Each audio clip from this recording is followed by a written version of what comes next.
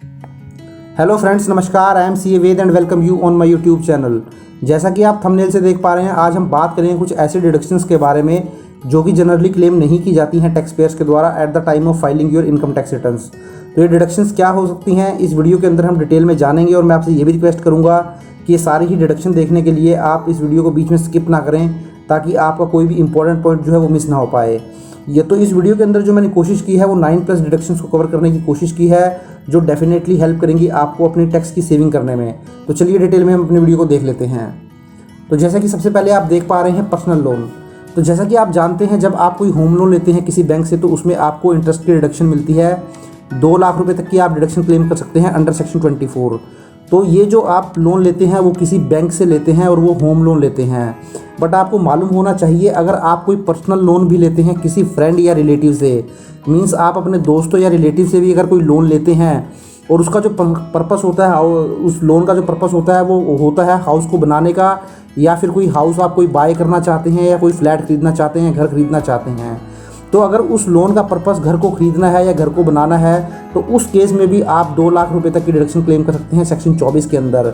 तो यहाँ पर उसको सिमिलर ही माना जाता है जैसे आपने कोई बैंक से लोन लिया हुआ है। बट यहाँ पर आपका जो बर्डन ऑफ प्रूफ रहता है वो आपके ऊपर रहता है, क्योंकि अगर असेसिंग ऑफिसर ने आपसे इसके लिए कोई प्रूफ मांग लिया तो आपके पास जो है प्रॉपर डॉक्यूमेंटेशन होनी चाहिए। एक प्रॉपर एग्रीमेंट आप बना के रखिए। उसके अंदर जो रेट ऑफ इंटरेस्ट होता है वो भी आप करीब जो मार्केट रेट होता है इंटरेस्ट का, जो कि बैंक से आपको लोन मिलता है, वही इंटरेस्ट रखिए उस एग्रीमेंट के अंदर। और जो है उसी के हिसाब से जो भी डीलिंग है वो सारी की सारी बैंकिंग मोड के थ्रू ही रखें। तो उस केस में आप जो है वो जो आपने हाउस कंस्ट्रक्ट किया है, जो हाउस बाय किया है, इवन आपने बैंक से लोन नहीं लिया हुआ, किसी फ्रेंड या रिलेटिव से लिया हुआ है, इवन अपनी वाइफ से भी लोन लिया हुआ है, तो वो भी काउंट हो जाएगा आपकी डिडक्शन अंडर सेक्शन 24 के अंदर। और उस केस में भी आप 2 लाख तक की डिडक्शन क्लेम कर सकते हैं। तो ये बहुत ही इंपॉर्टेंट पॉइंट था, क्योंकि शायद इस पॉइंट के बारे में मैक्सिमम लोगों को नहीं मालूम होता है, क्योंकि उनको लगता है कि अगर हम बैंक से ही लोन लेंगे तो उसी केस में हम उसके अगेंस्ट जो इंटरेस्ट है उसकी डिडक्शन क्लेम कर सकते हैं। बट ऐसा नहीं है। अगर आप कोई पर्सनल लोन लेते हैं फ्रेंड या रिलेटिव से, तो उसकी डिडक्शन भी आप क्लेम कर सकते हैं। बट बर्डन ऑफ प्रूफ आपके ऊपर रहेगा। अगर कल कोई केस लगता है आपका स्क्रूटनी में, तो वहाँ आपको प्रूव करना पड़ेगा कि ये जो मेरा लोन था वो for the purpose of construction of house था, और आपके पास डॉक्यूमेंटेशन भी कंप्लीट होनी चाहिए। तो चलिए सेकंड डिडक्शन देख लेते हैं। दूसरी डिडक्शन मिलती है वो मिलती है एजुकेशन लोन के लिए। अगर आपने कोई एजुकेशन लोन लिया है हायर स्टडीज़ के लिए, तो उस केस में सेक्शन 80E के अंदर आपको उस इंटरेस्ट की डिडक्शन मिल जाती है, और इसके लिए कोई लिमिट भी नहीं है। अगर आपने 5 लाख रुपए का अगर ब्याज 1 साल में पे किया तो आपको 5 लाख मिल जाएगा, 10 लाख किया तो 10 लाख मिल जाएगा। मीन्स इसके लिए किसी भी तरीके की लिमिट नहीं है। वो जो इंटरेस्ट है वो कितनी भी अमाउंट का हो सकता है, बशर्ते वो जो लोन लिया गया हो वो हायर स्टडी की एजुकेशन के लिए लिया गया हो। और जो मैक्सिमम टाइम होता है इसको क्लेम करने का वो 8 सालों तक का टाइम आपको मिलता है इसकी डिडक्शन क्लेम करने का, या फिर जब तक आप इंटरेस्ट पे करते हैं। मीन्स अगर आपका इंटरेस्ट 8 साल से पहले ही ख़त्म हो जाता है तो उस केस में ये आपको उस टाइम तक मिल जाएगा। सपोज़ करें आपका जो मैक्सिमम पीरियड है इंटरेस्ट पे करने का या उसकी इंस्टॉलमेंट चुकाने का, जो आपने लोन लिया है वो 10 ईयर है, तो आपको मैक्सिमम 8 ईयर तक ही ये इंटरेस्ट की डिडक्शन क्लेम कर पाएंगे। तो ये मेरी दूसरी डिडक्शन थी। तो चलिए अब हम आगे बढ़ते हैं। तीसरी बड़ी डिडक्शन है, अगर आप कोई पॉलिटिकल पार्टी को डोनेशन देते हैं, वो सेक्शन GGB के अंदर दे सकते हैं या फिर GGC के अंदर दे सकते हैं। तो इस केस में किसी भी तरीके की लिमिट नहीं होती है। जो भी आप डोनेशन देते हैं स्ट्रेट फॉरवर्ड ही वो आपकी डिडक्शन मान ली जाती है इन सेक्शन के अंदर। और जिस भी टैक्स स्लैब में आप फॉल करते होंगे उस टैक्स स्लैब के तहत आपको उतनी टैक्स की सेविंग हो जाएगी। सपोज़ करें अगर आप 30% टैक्स स्लैब में फॉल करते हैं और आप 1 लाख रुपए की डोनेशन देते हैं, तो स्ट्रेट फॉरवर्ड ही इसके ऊपर जो 30,000 रुपये है वो आपको टैक्स की सेविंग हो जाएगी। तो इस तरीके से आप पॉलिटिकल पार्टी को भी डोनेशन दे सकते हैं। फोर्थ की अगर मैं बात करूं, फोर्थ है मेरा कैपिटल लॉसेस से रिलेटेड। अगर आप शेयर मार्केट में डील करते हैं तो वहाँ डिलीवरी ट्रांजैक्शन करते होंगे, वहाँ आपको शॉर्ट टर्म और लॉन्ग टर्म कैपिटल गेन होता होगा। तो उस केस में अगर आपको गेन नहीं होता है, लॉस होता है, तो उस केस में क्या है, अगर आपको शॉर्ट टर्म कैपिटल लॉस होता है तो उस शॉर्ट टर्म कैपिटल लॉस को आप सेट ऑफ कर सकते हैं शॉर्ट टर्म कैपिटल गेन के साथ, लॉन्ग टर्म कैपिटल गेन के साथ, या दोनों ही के साथ आप कर सकते हैं। बट इसके लिए कंडीशन ये है कि आपको जो अपनी इनकम टैक्स की रिटर्न है वो फाइल करनी ज़रूरी है, क्योंकि अगर आप इनकम टैक्स की रिटर्न फाइल करेंगे तभी आप इन लॉसेस को कैरी फॉरवर्ड कर पाएंगे, अदरवाइज़ इनका बेनिफिट आपको मिलने वाला नहीं है। सिमिलरली अगर आपको कोई लॉन्ग टर्म कैपिटल लॉस होता है तो उसको सिर्फ आप लॉन्ग टर्म कैपिटल गेन के साथ ही एडजस्ट कर सकते हैं। तो ये बहुत ही इंपॉर्टेंट है। आप जब मार्केट में डील करते हैं, आपको लॉसेस होते हैं, तो आप अपनी इनकम टैक्स रिटर्न जरूर फाइल कीजिए, क्योंकि आने वाले टाइम में जब आपको प्रॉफिट होगा अगले 8 ईयर्स तक, तो आप उसे सेट ऑफ कर पाएंगे। अगर मैं एग्जांपल के लिए बताऊं, सपोज़ करें आपका ये जो असेसमेंट ईयर 22-23 था, जो आपने अभी रिटर्न फाइल की है, सपोज़ यहाँ पे आपको 1 लाख रुपए का लॉस था, और आपका जो लॉस था वो सपोज़ करें शॉर्ट टर्म कैपिटल लॉस था।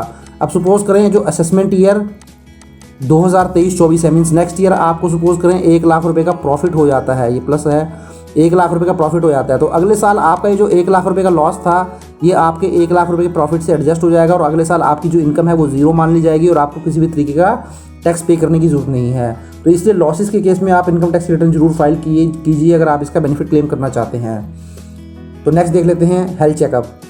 अब क्या होता है, जैसा कि आप जानते हैं 80D के अंदर आप मेडिक्लेम ले सकते हैं, अपने पेरेंट्स के लिए भी ले सकते हैं और अपने लिए भी ले सकते हैं। तो दोनों में ही ऑप्शन होता है। अगर आप अपने लिए लेते हैं तो वहाँ पर आप 25,000 तक की डिडक्शन क्लेम कर सकते हैं, और पेरेंट्स के लिए ले सकते हैं, पेरेंट्स अगर आपके सीनियर सिटीज़न है तो उनके लिए आप 50,000 तक का कवर ले सकते हैं। तो उसके अलावा क्या होता है दोस्तों, इसी 25,000 की लिमिट और 50,000 की लिमिट के अंदर जो रेगुलर हेल्थ चेकअप आप करवाते हैं, अपने पेरेंट्स के लिए करवाएं या अपने लिए कराएं, तो 5,000 तक की डिडक्शन उस केस में भी आप क्लेम कर सकते हैं।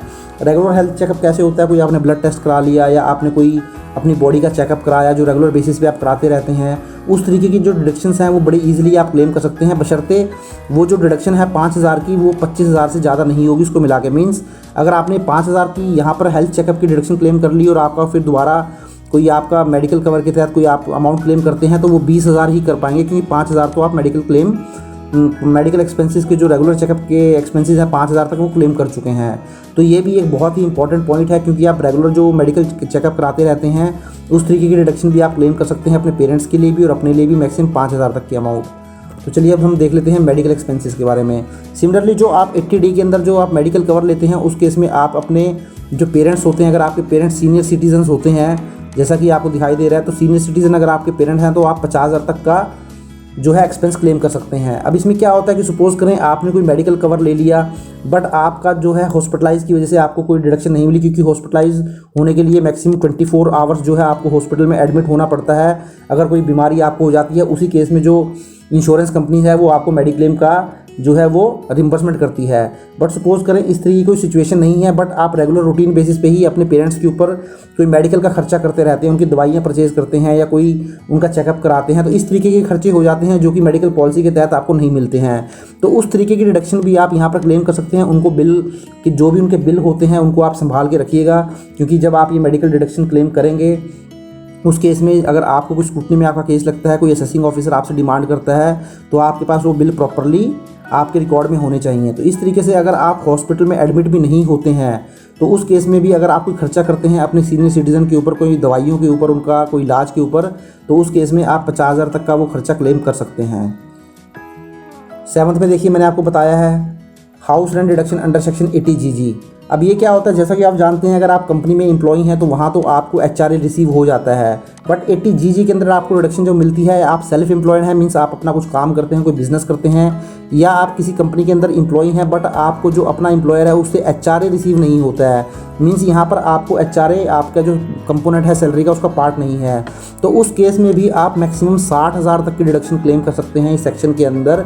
इवन आपको HRA अपने एम्प्लॉयर से नहीं मिल रहा है, या फिर आप कोई बिजनेस करते हैं छोटा मोटा और आप कहीं रेंट पे करते हैं, बट इसके लिए कंपलसरी है कि आपको इस डिडक्शन को क्लेम करने से पहले फॉर्म 10BA फाइल करना पड़ेगा। अब ये फॉर्म 10BA आप कैसे फाइल कर सकते हैं, इसके ऊपर ऑलरेडी मैंने एक डिटेल में वीडियो लिंक बनाया हुआ है वीडियो, और उस वीडियो का जो लिंक है मैंने नीचे डिस्क्रिप्शन में दे दिया है, या ऊपर आप आई बटन में भी दे सकते हैं। क्योंकि आप ये फॉर्म 10BA फाइल नहीं करेंगे तो आपको ये डिडक्शन क्लेम होने वाली नहीं है। तो पहले आप फॉर्म 10BA फाइल करेंगे, उसके बाद आपको ये डिडक्शन जो है मैक्सिमम 60,000 तक आप ये डिडक्शन क्लेम कर लेंगे। अब अगर मैं आगे बात करूँ तो अगर आपकी मेरी जो नेक्स्ट डिडक्शन है वो है treatment of specific disease. Similarly अगर आपकी कोई स्पेसिफिक डिजीज़ है, अगर उसका आप ट्रीटमेंट कराते हैं, आपकी कोई डिपेंडेंट है आपके ऊपर, आपका कोई पेरेंट्स हो सकते हैं, आपका बेटा हो सकता है, आपकी बेटी हो सकती है, आपकी वाइफ हो सकती है, मीन्स आपके ऊपर अगर कोई डिपेंडेंट है और उसको कुछ स्पेसिफिक डिजीज़ है। अब ये जो सेक्शन 80DD भी है, इसके अंदर जो स्पेसिफिक डिजीज़ दी हुई है इसके ऊपर भी ऑलरेडी मैंने डिटेल में वीडियो बनाया हुआ है, और उस वीडियो का लिंक भी मैंने नीचे डिस्क्रिप्शन में दे दिया है, या ऊपर आप आई बटन में देख सकते हैं। तो इसके ऊपर भी ऑलरेडी मैंने डिटेल में वीडियो बनाया हुआ है, जहाँ मैंने आपको कंप्लीटली समझाया हुआ है कि आप किस तरीके से डिडक्शन क्लेम कर सकते हैं और वो कौन कौन सी स्पेसिफिक डिजीज़ होती हैं। तो अगर आपका कोई डिपेंडेंट है, आपके पेरेंट्स हैं, आपकी वाइफ है, आपके बच्चे हैं, आपके चिल्ड्रन हैं, उनको कोई स्पेसिफिक डिजीज़ होती है जो कि इस वीडियो के अंदर मैंने बताया है सेक्शन 80 DDB के तहत, तो उस केस में भी आप उस स्पेसिफिक डिजीज़ के ऊपर जो खर्चा करते हैं, ट्रीटमेंट करते हैं, उसके ऊपर भी आप 40,000 तक की डिडक्शन ईजिली क्लेम कर सकते हैं। अब मैं 9th की बात कर लेता हूँ। 9th सेक्शन में मैंने बताया है सेक्शन 80 CCD सेक्शन 1B के बारे में।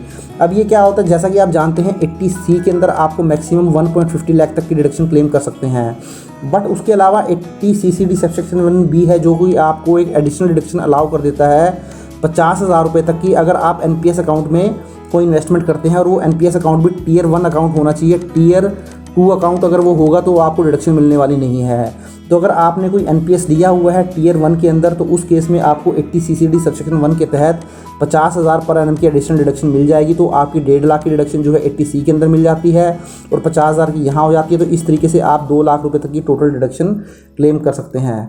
तो इस तरीके से देखिए दोस्तों, ये मैंने आपको डिडक्शन बता दिया। मैं 10th पॉइंट की तरफ चलता हूँ। 10th पॉइंट में मैंने डिस्कस किया है एफ एंड ओ लॉसेस के बारे में। अब क्या होता है, अगर आप शेयर मार्केट में डील करते हैं और आप फ्यूचर एंड ऑप्शन में ट्रेडिंग करते हैं और वहाँ पर आपको किसी भी तरीके का लॉस होता है, तो वहाँ पर भी उस लॉस को, जो क्योंकि ये जो लॉस है आपका नॉर्मल बिजनेस लॉस ही माना जाता है, इसको भी, ये भी आपकी बिजनेस इनकम ही मानी जाती है। तो इससे जो लॉस होता है वो आपका बिजनेस लॉस होता है। तो इस बिजनेस लॉस को आप किसी भी हेड ऑफ इनकम से एडजस्ट कर सकते हैं। वो कोई ब्याज की इनकम हो सकती है, डिविडेंड हो सकता है, रेंटल इनकम हो सकती है, केवल एक इनकम को छोड़कर, वो क्या है, salary income. Means salary income के अलावा अगर आपका कोई फ्यूचर एंड ऑप्शन से लॉस है, मीन्स ये आपका बिजनेस लॉस है, तो आप उसको किसी भी इनकम से सॉर्ट ऑफ कर सकते हैं। वो आपकी कोई भी इनकम हो सकती है, केवल एक सैलरी इनकम को छोड़कर। तो इस तरीके से दोस्तों मैंने ये 10 पॉइंट आपके सामने रखे हैं, 10 डिडक्शंस आपके सामने रखी हैं, जहां पर मैंने आपको बताया है कि ये भी कुछ इस तरीके की डिडक्शन है जो कि जनरली आपके द्वारा क्लेम नहीं की जाती हैं इनकम टैक्स की रिटर्न को फाइल करते हुए। तो अब जब आप अपनी इनकम टैक्स की रिटर्न को फाइल करें तो इन डिडक्शंस को जरूर ध्यान रखें, क्योंकि ये जो डिडक्शन है ये आपके लिए हेल्पफुल हो रहने वाली हैं और आपकी कहीं ना कहीं टैक्स लायबिलिटी को रिड्यूस करेंगी। बट स्टिल अगर आपके मन में कोई डाउट है इसको लेकर तो आप मुझे कमेंट कर सकते हैं, मैं जरूर उसका रिप्लाई करूँगा। तो आशा करता हूँ दोस्तों वीडियो आपको अच्छा लगा होगा। If you like the video, please share and subscribe my channel and click on the bell icon and press all so that you will get all the notification of my upcoming videos. Thank you very much. Have a nice day. Take care.